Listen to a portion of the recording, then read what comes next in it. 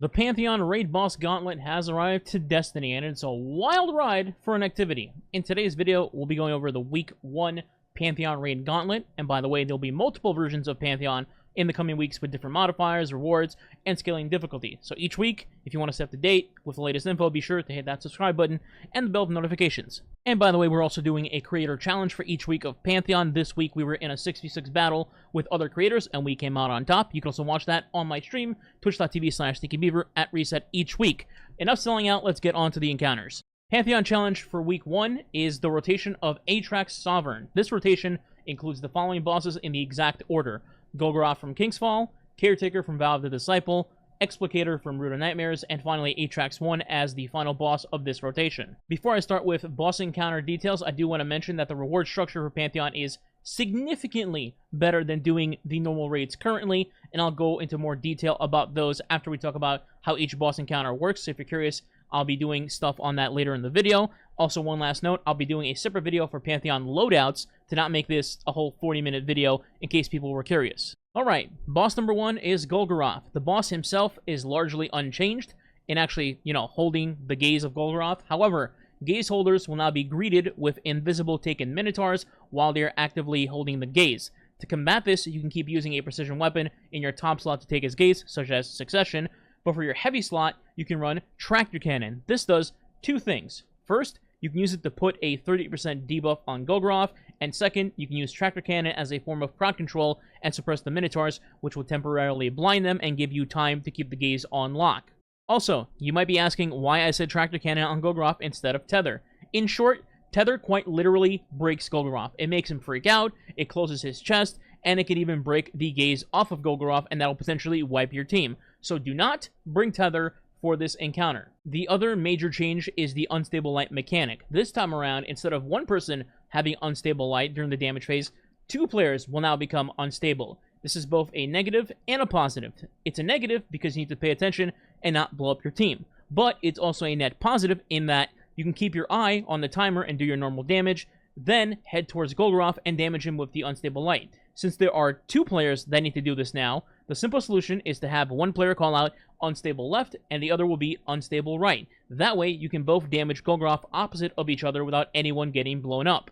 There's also some less eventful changes in the arena as well. The regular Hive Knights are now replaced with beefy chonker Yellow Bar Witness Knights, which are immune to crowd control as far as I can tell, and need quite a bit of damage to be put down. They technically don't do anything special, but they do increase your score, which might help you in the platinum scoring department towards adept weapons. And lastly, there are some ogres added into the encounter as well, so keep an eye out for them. But just one eye, okay? Just one.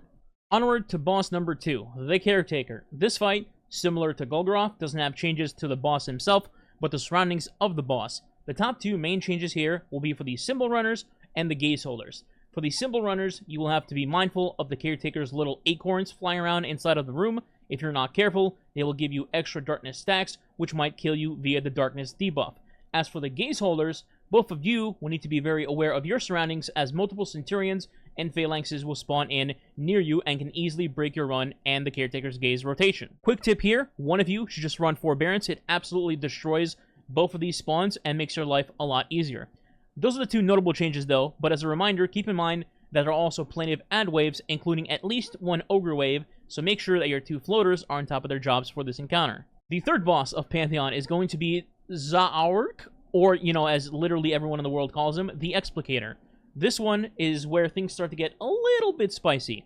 Just as the 2 previous encounters, the boss himself stays pretty much the same, except for one specific thing: his Flame Tornado. This thing now has aggressive tracking, like you're getting chased by a truth rocket. Be very cautious of where you are and where it is going, because it will smoke you otherwise. Now, as for the arena layout changes, your major change for this encounter is that when completing the index, aka when you dunk your planets, a Tormentor will spawn to the middle of the arena. Needless to say, you need to take care of him as soon as possible, or you'll be in trouble. Have your 2 ad clearers / floaters be prepared for the Tormentor, as your 4 runners will have their hands full themselves. And just as a side note, my loadout guide will focus specifically on Tormentors and loadouts for them to make your life easier. But now back to the runners. First, they'll have ads just like normal with a bunch of Scions, but this time you will include a Void Shield Centurion. He can just knock you off the map, so be very mindful of him. Second, there will be Colossus spawning in, just like normal, but this time they will have an arc shield. So you need to deal with that shield quickly if you want to down them efficiently. Small note here, if you're struggling, you might want to have an Aeon's loadout on demand in case you have to use some heavy to kill these Colossus first, and then have the Xeno user or Aeon user make you heavy off of these big boys later on in the fight in case you need to replenish. But aside from that and the Tormentor, the encounter otherwise is largely the same. Finally, we've arrived at the final boss, Atraks. Just like all the others, Atraks herself does not have any changes as the boss. The surroundings of the arena, however, do. First up, there's another Tormentor. From my experience so far, and feel free to correct me if I'm wrong, a Tormentor spawns into the bottom of the arena after the first set of servitors are downed, and this Tormentor can actually travel back and forth between floors throughout the encounter if not killed.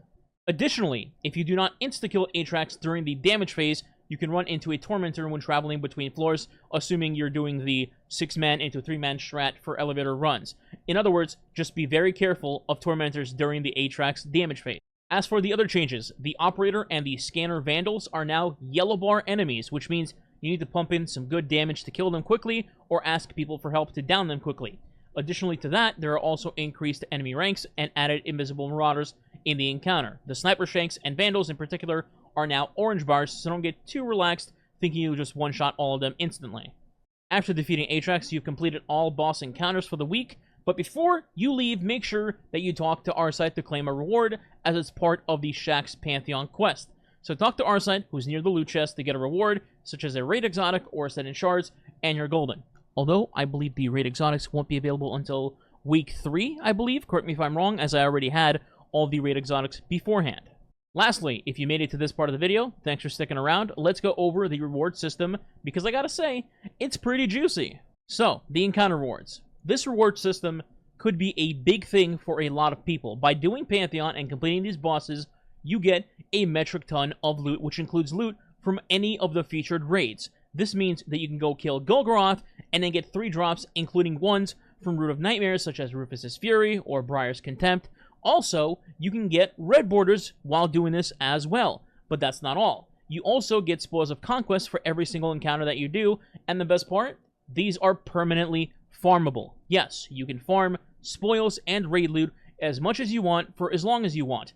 But wait, there's still more. You also can get Harrowed and Adept weapons from 2 sources. The first is completing Pantheon Triumphs related to these raid bosses, and those will reward you with a particular weapon. For example, you can get Zuli's Bane, Harrowed, from a Triumph, a hand cannon that is highly sought after for PvE players. Also, the second source seems to be getting Platinum scoring while doing these boss encounters. To get Platinum scoring, you need to beat the encounters within a certain time threshold. Essentially, you are rewarded more for beating these bosses in one phase or as fast as possible. And just as a backup here, if you guys hear or find any other methods of getting these adepts, feel free to leave a comment below. And that concludes the Pantheon guide. If I missed something or if you have any specific questions, feel free to ask in the comments below. If you'd like to support the channel, consider subscribing today. It is much appreciated and it does help the channel grow. And if you want to go the extra mile, you can leave a like and a comment as well. If you don't know what to comment, you can just leave Pantheon as the comment. Thanks for watching. Stay tuned for the Pantheon guide on loadouts, and I'll see you next time.